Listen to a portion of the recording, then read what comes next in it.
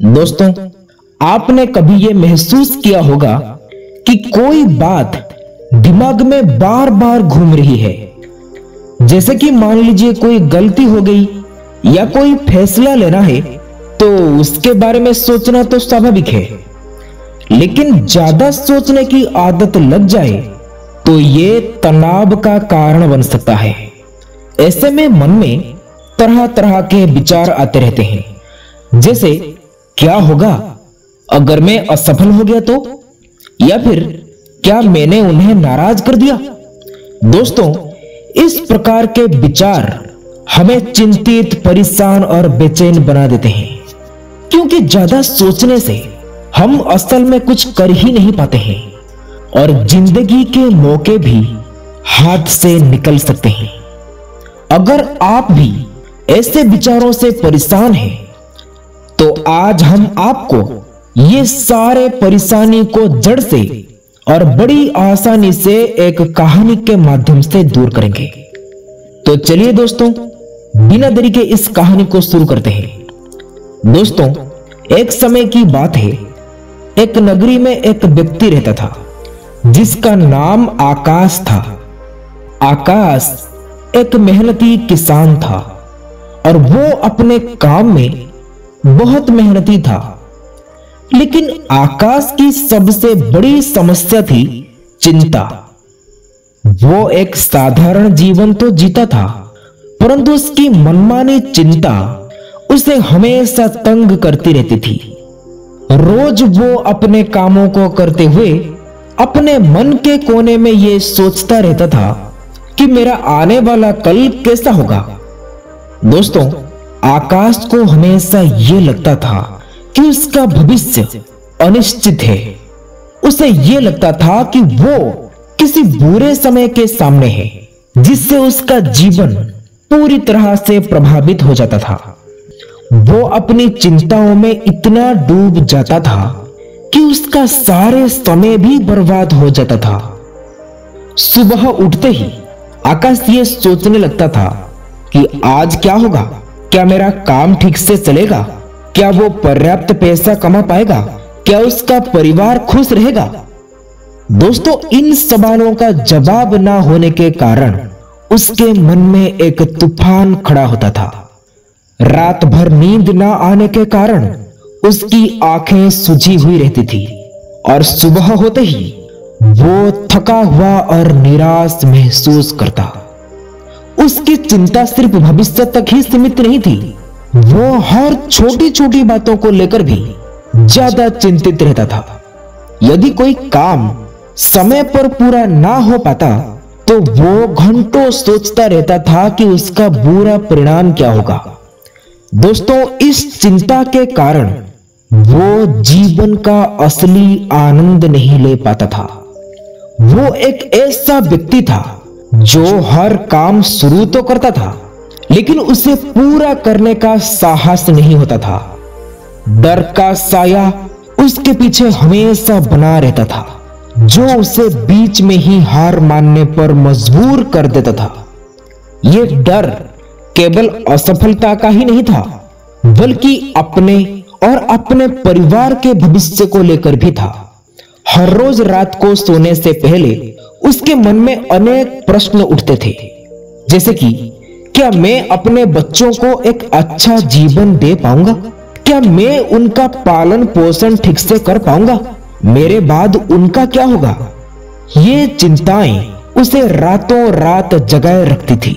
ये भावना उसे हमेशा तड़पती थी। उसके माथे पर चिंता की गहरी रेखाएं उभर आई थी और उसकी आंखों में हमेशा एक उदासी छाई रहती थी। वो सोचता था कि काश वो कुछ ऐसा कर पाता जिससे उसका भविष्य और उसके परिवार का भविष्य सुरक्षित हो जाता। इसी तरह उसने कई बार दूसरे काम करने की कोशिश तो की, लेकिन उसे हर बार असफलता का ही सामना करना पड़ा। धीरे धीरे उसकी आत्मविश्वास कम होने लगा और निराशा उसे घेरने लगी। इस चिंता के समाधान के तलाश में वो कई ज्ञानियों से मिला। उसने प्रसिद्ध विद्वानों और संतों की स्मरण ली, उनके अनुसार काम भी किया, उनके सभी बातों को भी मानी। उसकी चिंता का समाधान के लिए उन्होंने इससे भीख भी मंगवाए, लेकिन किसी भी ज्ञानी या संतों ने उसकी चिंता का समाधान नहीं बता पाया। और आखिर में सभी ने उसे धैर्य रखने और भगवान पर भरोसा करने को ही सलाह दी। आकाश निराश होकर अपने मित्रों और सगे संबंधियों से भी इस बारे में बात करने लगा। कई लोगों ने उसे सलाह दी कि वो अपना धन किसी सुरक्षित जगह पर निवेश करे ताकि उसे मुनाफा मिल सके। कुछ लोगों ने तो यह भी कहा कि उसके ग्रह नक्षत्र ठीक नहीं चल रहे हैं और तुम्हें ज्योतिष से सलाह लेनी चाहिए। इस प्रकार कुछ अन्य लोगों ने भी कहा कि उसके कामों में ही कोई कमी है और उसे अच्छे कर्म करने चाहिए। लेकिन सारे नुस्खे, हिदायतें और सलाह को बखूबी से निभाने के बाद भी उसके मन में अजीब सी बेचैनी थी। एक दिन उसे इतनी परेशानी में देखकर उसके एक मित्र ने उसे एक बौद्ध भिक्षु के बारे में बताया जो स्वयं गौतम बुद्ध थे। उस मित्र ने कहा कि जो कोई भी उन बौद्ध भिक्षु से मिलने जाता है वे उसकी समस्या का समाधान अवश्य ही करते हैं, चाहे समस्या कितनी भी बड़ी क्यों ना हो। उनके समझाने का तरीका थोड़ा अलग होता है। वे अपनी बातों को कुछ अनोखे ढंग से समझाते हैं। आकाश ने यह बात को सुनकर बहुत खुश हुआ और उसे लगा कि हाँ, अब वही साधु बाबा उसकी समस्या का समाधान बता सकते हैं। और वो उत्सुकता से तुरंत महात्मा बुद्ध के आश्रम की ओर चल पड़ा। वो आश्रम में पहुंचकर देखा तो वो आश्रम एक शांत और सुंदर स्थान पर स्थित था।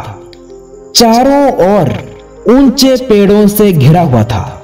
जैसे ही आकाश आश्रम के द्वार पर पहुंचा तो उसने एक बहुत ही शांत और पवित्र वातावरण को महसूस किया।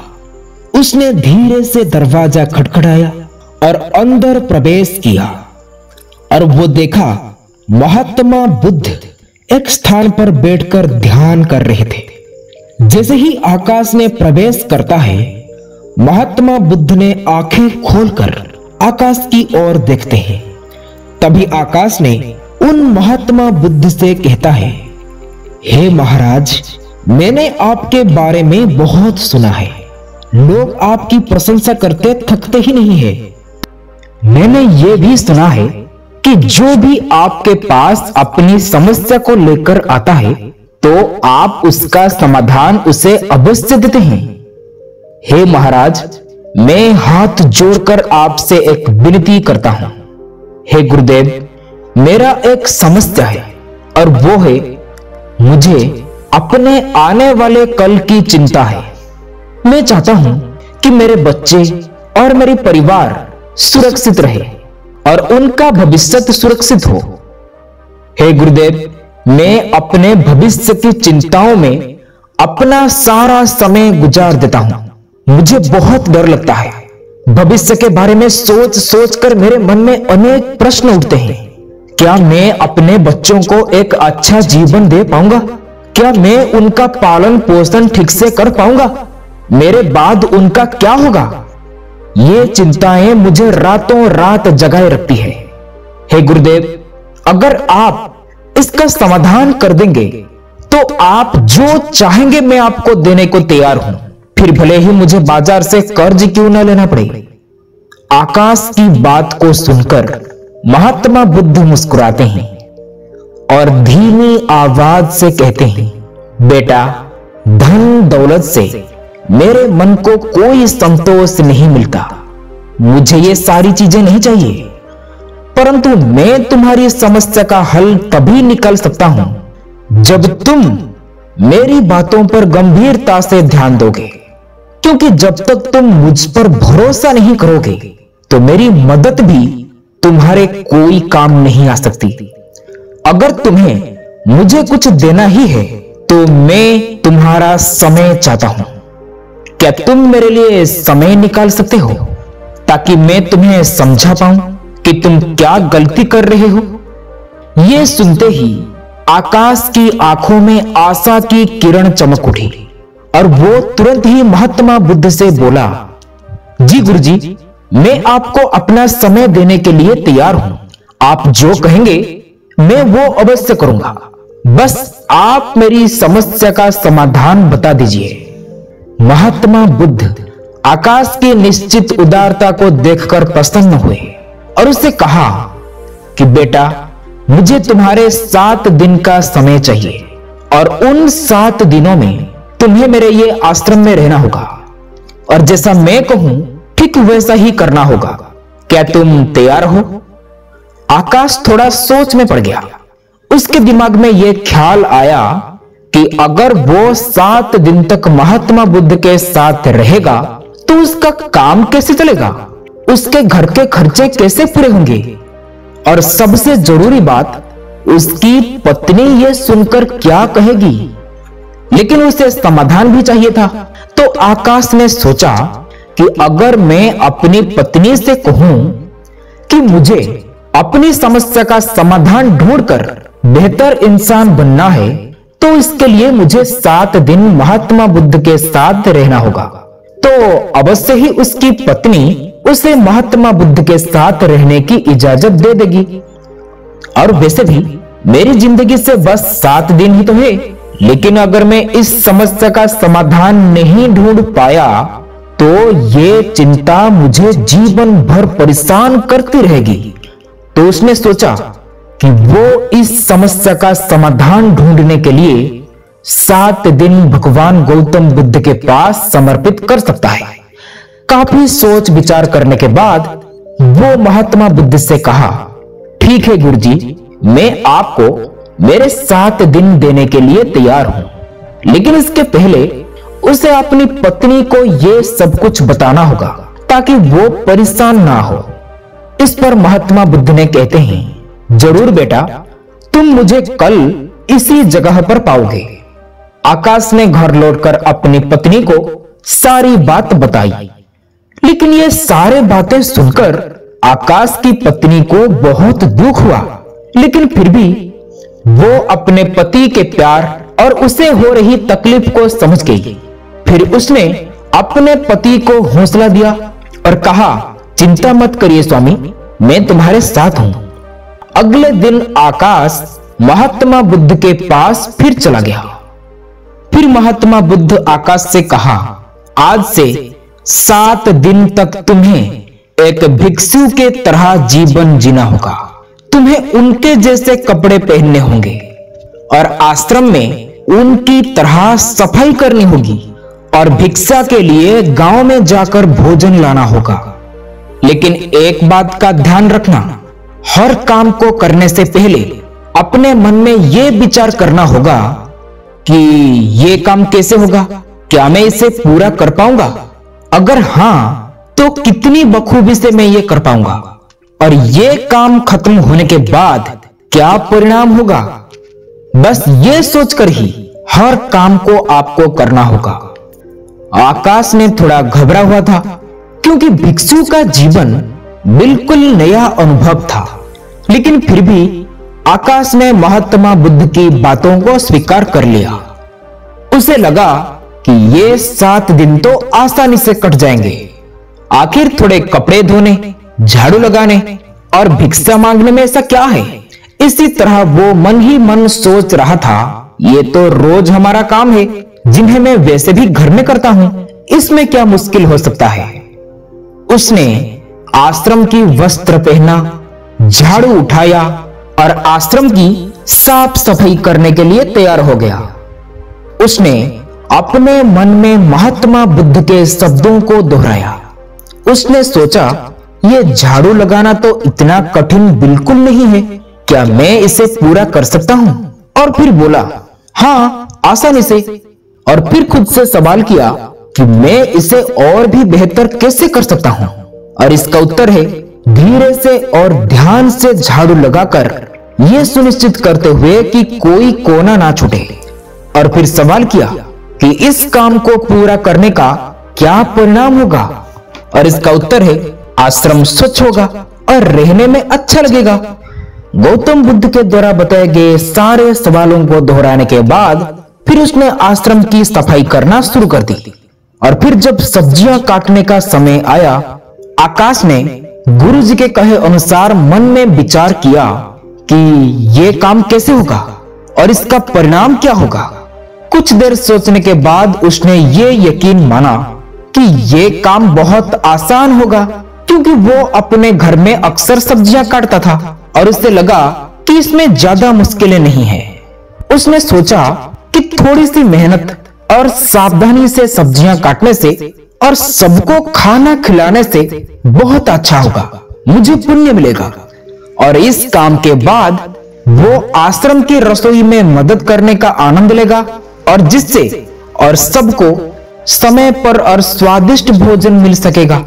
और ये अवसर अन्यों की सेवा करने का एक सुंदर मौका भी प्रदान करेगा। और फिर बाद में मुझे खुशी होगी कि मैंने इस काम में योगदान दिया था। दोस्तों, इस प्रकार से जब भिक्षा मांगने का समय आया तो फिर से आकाश ने गौतम बुद्ध के द्वारा बोली उस बातों को भी अपने मन में सोचा कि कैसा होगा भीख मांगना, क्या ये कठिन होगा। और फिर आकाश ने सोचा कि भिक्षा मांगने में भला क्या कठिनाई है, मैं तो पैसा नहीं मांग रहा हूं, बस एक रोटी या थोड़ा अनाज। और मुझे उम्मीद है कि लोग मुझ पर दया दिखाएंगे और मुझे कुछ न कुछ जरूर देंगे, क्या ये मुझे मुश्किल होगा। और फिर वो खुद से जवाब दिया, मुझे लगता है कि मैं बहुत विनम्रता से भिक्षा मांगूंगा और लोगों से सम्मान पूर्वक बात करूंगा, तो मुझे लगता है कि वो मेरी मदद जरूर करेंगे। आकाश की ये आशा थी कि वो पर्याप्त भोजन प्राप्त करेगा और आश्रम के लिए भोजन ला पाएगा। उसे लगा कि ये एक अच्छा अनुभव होगा। दोस्तों, पहला दिन तो ठीक ठाक गुजर गया। उसने आश्रम की वस्त्र पहने, आश्रम की साफ सफाई में अपना हाथ बढ़ाया और आसपास की घरों में भिक्षा मांग कर लाया। सब्जियां काटकर उसने रसोई में भी मदद की। लोगों ने उसे सम्मान से भोजन भी दिया और उसकी कोशिशों की सराहना भी की, क्योंकि उसने सारे कामों को बखूबी से निभाई थी। तो आकाश को लगा कि बाकी दिन भी ऐसे ही आसानी से निकल जाएंगे। फिर आकाश ने शाम को महात्मा बुद्ध के पास बैठकर उसने पूरे दिन के अनुभवों को महात्मा बुद्ध को बताया और कहा, देखा गुरुजी, मैंने सारे काम कर दिए और मैंने काम करने से पहले भी सोचा कि वो कैसे होंगे। दोस्तों, महात्मा बुद्ध ने मुस्कुराते हुए कहते हैं, बहुत अच्छे, लेकिन याद रखना, जैसे ही अक्सर होता है, जिंदगी हमारी उम्मीदों से थोड़ी अलग चलती है। हर दिन एक जैसा नहीं होता। कल शायद परिस्थितियां कुछ अलग हो जाए। दोस्तों, ऐसा ही कुछ अगले दिन से आकाश के साथ होने लगा। अगले ही दिन से दिक्कतें शुरू हो गई। भिक्षा मांगते समय एक घरवाली ने उसे डांट दिया, ये कहते हुए कि वो आलसी है और काम करने के बजाय यहां पर भीख मांग रहा है। दोस्तों, आकाश को यह बात चुभ गई। उसने मन ही मन सोचा कि वो तो गुरु के आदेश का पालन कर रहा है, फिर भी उसे अपमान सहना पड़ रहा है। फिर एक दिन आश्रम की सब्जियां काटते समय आकाश का हाथ कट गया और उसे बहुत गुस्सा आया कि इतना आसान सा काम भी वो ठीक से नहीं कर पाया। ऊपर से रात के भोजन में भी सिर्फ रोटी और दाल थी। ऐसा सोचते हुए आकाश ने जब आश्रम में झाड़ू लगाना शुरू किया तो कुछ देर के बाद जब उन्होंने आधे हिस्सों को साफ कर लिया था, तभी अचानक तेज हवा का झोंका आया और उस झोंके ने बाहर की धूल और मिट्टी को उड़ाकर आश्रम के अंदर ले आया, जिससे सफाई का काम भी बेकार हो गया और आकाश की परेशानियां बढ़ती गई। उसे जमीन पर सोने की तो आदत नहीं थी, इसलिए उसकी पीठ में दर्द होने लगा। ध्यान करते समय उसका मन भटकता रहता था। कभी कभी तो पर्याप्त भीख ना मिलने पर आकाश को भूख से व्याकुल होकर आश्रम खाली हाथ लौटना पड़ता था। दोस्तों, आकाश को जल्द ही एहसास हुआ कि ये काम इतना भी आसान नहीं है जितना उसने सोचा था। धीरे धीरे आकाश का उत्साह कम होता गया। उसने सोचा था कि ये 7 दिन आसान होंगे, लेकिन असल में ये काफी मुश्किलें भरे निकले। हर दिन सोने से पहले वो ये सोचता था कि ये 7 दिन कब खत्म होंगे। उसने सोच रहा था कि ये 7 दिन तो बहुत मुश्किल से कटेंगे। तो इस तरह से उसने महात्मा बुद्ध को अपनी परेशानी के बारे में बताई। उसने कहा, आपने जैसे कहा था मैं तो वैसा ही करने का कोशिश कर रहा हूं। मैं हर काम से पहले सोचता हूं कि वो काम कैसे होगा, उसका परिणाम कैसे होगा, परंतु फिर भी हर काम में मुझे रुकावटें आ रही है और दिन भर दिन ये सब बढ़ते जा रहे हैं और मेरे कोई भी परिणाम वैसा नहीं होता जैसा मैंने उस काम को शुरू करने से पहले सोचा हूं। तो मैं क्या करूं गुरुदेव, आप ही बताइए। मेरे 7 दिनों में से 4 दिन तो यूं ही कठिनाई में गुजर गए हैं, लेकिन बाकी के 3 दिन मैं कैसे काटूं? महात्मा बुद्ध ने शांत स्वर में कहा, बेटा चिंता मत करो। मैंने ये सब तुम्हें इसलिए करने के लिए कहा था ताकि तुम ये समझ पाओ कि ऐसा ही तुम अपने जीवन में भी करते आए हो। तुम इससे पहले अपने जीवन में हर काम को शुरू करने से पहले इसके परिणाम क्या होंगे ये सोचने में अधिकतर समय बिता देते थे। भविष्य में वो कैसा होगा या फिर ये कैसा होना चाहिए, भविष्य में तुम्हारे पास कितना पैसा होगा या फिर पैसा नहीं हुआ तो क्या होगा, अगले साल बारिश नहीं आई तो फसलें कैसे उगेंगे, या फिर तुम मर गए तो क्या होगा। और इसी कारण तुम वर्तमान में कोई भी काम नहीं कर पाते थे। लेकिन असली बात तो यह है कि वर्तमान ही तुम्हारा भविष्य बना था और यही वर्तमान ने तुम्हारी भविष्य भी बिगाड़ी है। और तुम तो उन भविष्य के भूतों के बारे में सोचकर डर रहे हो जो असल में तुम्हारे हाथ में है ही नहीं। मुझे बताओ, क्या तुम्हारे मृत्यु तुम्हारे हाथ में है? आकाश महात्मा बुद्ध से कहता है, नहीं गुरुजी। महात्मा बुद्ध फिर से आकाश से पूछते हैं, क्या बारिश के ज्यादा या कम गिरना तुम्हारे हाथ में है? आकाश बौद्ध भिक्षु से फिर से कहता है, नहीं गुरुजी। गुरुजी ने फिर आगे कहते हैं, तो क्या यह सही नहीं होगा कि तुम उन काल्पनिक भविष्य के डर से भरे हुए भूतों के बारे में सोचना छोड़ के अपने उस सुनहरे भविष्य के बारे में अभी इसी वक्त क्या कर सकते हो वो करो। आकाश ने गुरुजी की इस ज्ञान को समझते हुए बड़ी ही गंभीर तरीके से बातों को अपने अंदर सोचता है और वो कुछ देर तक शांत रहने के बाद गुरुजी से पूछता है, क्या गुरुजी आप ये कह रहे हो कि मैं अपने भविष्य के बारे में सोचना ही छोड़ दूं, कोई लक्ष्य ना रखूं अपने जीवन में? ऐसे तो मेरे जीवन में कोई अर्थ ही नहीं रह जाएगा।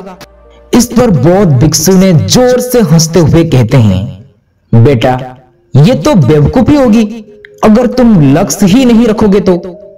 अगर तुम अपने जीवन में कोई भी लक्ष्य नहीं रखोगे तो तुम्हें कैसे पता चलेगा कि किस दिशा में तुम्हें कार्य करने हैं, किस जगहों पर अपने समय को खर्च करनी है। आगे महात्मा बुद्ध कहते हैं कि इस दुनिया में हर किसी को अपने भविष्य के बारे में सोचना चाहिए, लेकिन यह भी याद रखो कि भविष्य के बारे में तुम सिर्फ इसलिए सोच रहे हो ताकि तुम सिर्फ अपनी दिशा तय कर सको, एक लक्ष्य बना सको, ताकि तुम्हें पता हो कि तुम्हें कहां जाना है या क्या बनना है।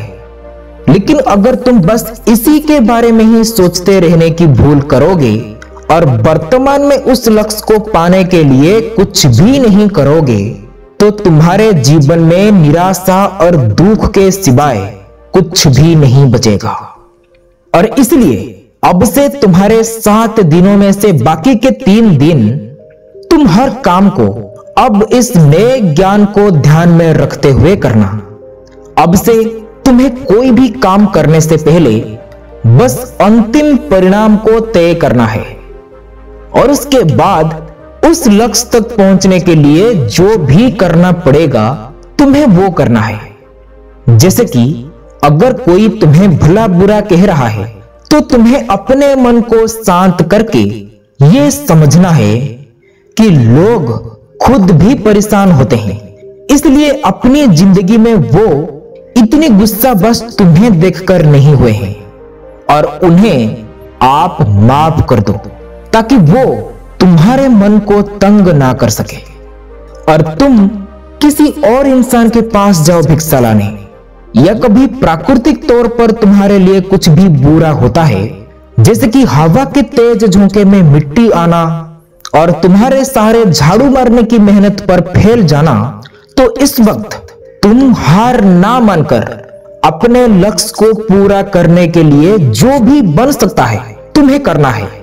जरा सोचो क्या हो जाएगा अगर तुम्हें और एक बार झाड़ू मारना पड़े तो? क्या तुम पतले हो जाओगे? क्या तुम मर जाओगे? क्या एक छोटे से हवा का झोंका ही तुम्हें रुलाने के लिए या परेशान करने के लिए काफी है?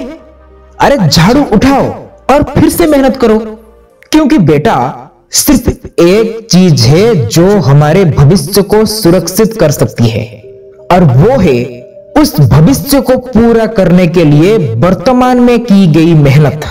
आगे गुरुजी आकाश की आंखों में देखकर धीरे से कहते हैं, बेटा मजे की बात तो यह है कि इसी नियम का इस्तेमाल करके तुम अपने जीवन की कठिनाइयों को भी दूर करने के लिए इस्तेमाल कर सकते हो। तुम्हें अपने परिवार का भविष्य सुखद बनाना था ना, इसी परेशानी को हल करने के लिए तो मेरे पास आए थे ना। आकाश बड़े दुख भरी आवाज से कहता है, जी गुरुजी, मुझे अपने परिवार के भविष्य की बहुत चिंता है। गुरुजी कहते हैं, तो इसका मतलब तुम्हें अपना लक्ष्य पता है, बस अब तुम्हें वर्तमान में जो भी करना पड़े वो करना है। उसे पूरा करने के लिए अपने काम में दुगनी मेहनत दो, परंतु बस भविष्य के बारे में सोचते रहने से वो कभी भी नहीं बदलेगा। आकाश को अपने विचारों में एक अजीब सी बदलाव का अनुभव होता है। फिर महात्मा बुद्ध कहते हैं, बेटा तुमसे पहले मेरे पास एक परिवार आए थे एक प्रश्न को लेकर। वो परिवार के लोग आकर मुझे बोले, हे गुरुदेव, हमारा बच्चे को अभी सिर्फ 10 साल हुआ है। वो एक दिन हमारे गांव में अपने मित्रों के साथ खेल रहा था। उसी समय में एक 20 साल का लड़का कुआं से पानी निकाल रहा था, लेकिन निकालते निकालते वो उसी कुआं में गिर गया। उस समय वहां कोई नहीं था, सिर्फ मेरा बेटा और उसके कुछ मित्र ने वहां पर खेल रहे थे। लेकिन उस लड़के को कुआं में पड़ा देखकर मेरे पुत्र के सारे मित्र ने भय से वहां से दूर हो जाते हैं, लेकिन मेरा बेटा अकेला ही उस कुआं में एक रस्सी फेंककर अकेला ही उस 20 साल का लड़का को उस कुआं से बाहर निकाल दिया। उसके बाद हमारे पुत्र के सारे मित्र हमारे घर आकर बताए कि तुम्हारा पुत्र इतना बड़ा कार्य किया है। ये सब सुनने के बाद हमें तो विश्वास भी नहीं हो रहा था, आखिर ये कैसे संभव है? एक 10 साल का लड़का एक 20 साल के लड़के को उस कुएं के अंदर से कैसे निकाल सकता है? उसके बाद महात्मा बुद्ध कहते हैं, ये अवश्य सत्य बात है, क्योंकि आपके पुत्र जब उस 20 साल के लड़के को कुएं से निकाला तब उसके सामने उसे ये कहने वाला कोई नहीं था कि तू ये नहीं कर सकता। इसलिए तुम्हारे पुत्र का सारा ध्यान उसी में लगी हुई थी कि वो उसे उस कुएं से कैसे निकालेगा। फिर महात्मा बुद्ध कहते हैं, एक व्यक्ति का मनोबल तब टूट जाता है जब उसे लोग कहते हैं कि तू ये नहीं कर सकता, और उस बात को जो स्वीकार कर लेता है वो अपने जीवन में हमेशा असफल ही रहता है। महात्मा बुद्ध के मुंह से ये सारे बातें सुनकर आकाश के मन में बहुत बड़ा परिवर्तन आया। उसके बाद आकाश कुछ देर तक शांत बैठकर उसने जो कुछ भी सीखा था उसको याद रखने का संकल्प लिया। आकाश फिर से महात्मा बुद्ध से बोला, गुरुजी, अब मुझे सब समझ में आ गया है। अब मुझे लगता है कि बाकी के 3 दिन मैं आपके निर्देशों का पालन अवश्य करूंगा। अब जब मेरे सामने कोई बाधा आएगी तो मैं उसे पार करके लक्ष्य तक अवश्य पहुंचूंगा और बेकार के सवालों में उलझकर अपना समय बर्बाद कभी भी नहीं करूंगा। महात्मा बुद्ध आकाश की दृढ़ता से मुस्कुराए और उन्होंने कहा, बहुत अच्छा आकाश, यही वो भावना है जो तुम्हें सफलता की ओर ले जाएगी। महात्मा बुद्ध की सलाह को ध्यान में रखते हुए आकाश ने अगले 3 दिन बिताए। दोस्तों, रास्ते में वाकई में कई सारे कठिनाइयां आई, लेकिन फिर भी आकाश ने कभी भी हार मानने का नाम ही नहीं ली। कभी कभी तो आकाश को रास्ता भटकने का डर लगता था, परंतु उसने गुरुजी के शब्दों को याद रखा था, उनसे सीखी हुई कौशल का प्रयोग किया और दृढ़ता के साथ हर चुनौती को पार किया। धीरे धीरे आकाश को यह एहसास हुआ कि भविष्य की चिंता करना व्यर्थ है।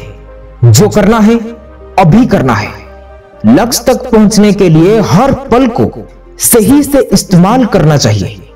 इन सभी चीजों को सीखकर गुरुजी को तहे दिल से प्रणाम करते हुए आकाश ने कहा, गुरुजी, आपको बहुत बहुत धन्यवाद। आपकी सीख ने मुझे भविष्य की फिक्र से मुक्त कर दिया है। अब मैं जानता हूं कि वर्तमान में जीना ही सबसे महत्वपूर्ण है। आकाश ने गुरुजी के बताए हुए बात को कहा और वापस अपने जीवन की ओर चल पड़ा। 3 दिन के बाद जब आकाश अपने घर वापस लौटा तो वो पहले से बिल्कुल अलग इंसान था।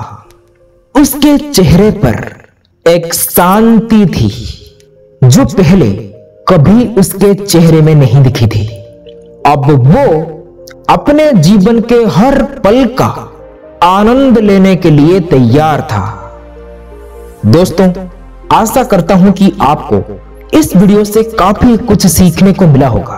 आप अपना कीमती समय देने के लिए आप सबको बहुत बहुत धन्यवाद। ये कहानी आप लोगों को अच्छी लगी हो तो वीडियो को शेयर, सब्सक्राइब, लाइक जरूर करें। फिर मिलेंगे कुछ नया सीख के साथ और एक नई वीडियो में। तब तक के लिए आप अपना ख्याल रखें। नमो बुद्धाय। जय हिंद।